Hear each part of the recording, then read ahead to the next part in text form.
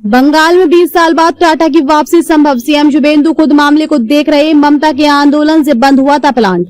पश्चिम बंगाल के सिंगूर में करीब 2 दशक पहले टाटा की नैनो परियोजना को लेकर शुरू हुआ विवाद एक बार फिर सुर्खियों में है। राज्य में भाजपा सरकार बनने के बाद टाटा समूह की सिंगूर में वापसी को लेकर चर्चा तेज हो रही है। राज्य के उद्योग मंत्री तापस रॉय ने कहा कि टाटा के साथ शुरुआती स्तर पर बातचीत चल रही है। अगर टाटा ग्रुप लौटने को तैयार होता है तो सरकार वहां किसी दूसरी कंपनी को नहीं लाएगी। मुख्यमंत्री शुभेंदु अधिकारी खुद मामले की निगरानी कर रहे हैं।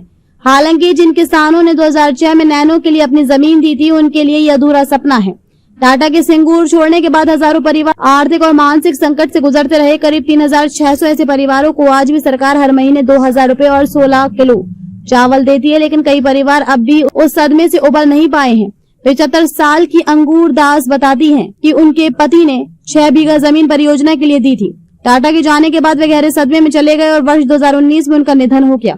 अंगूर दास कहती हैं कि यदि टाटा दोबारा लौटती है तो वे अपनी बची हुई जमीन भी देने को तैयार है। जब सिंगूर आंदोलन चल रहा था तब अनिक दास महज 12 साल के थे। आज 32 साल के अनिक को रोजगार के लिए कोलकाता जाना पड़ता है। उनका कहना है कि यदि फैक्ट्री लग गई होती तो उन्हें रोज शहर जाकर नौकरी नहीं करनी पड़ती। उनके पिता ने भी जमीन दी थी, लेकिन आज वे जमीन भी खेती के योग्य नहीं बची है।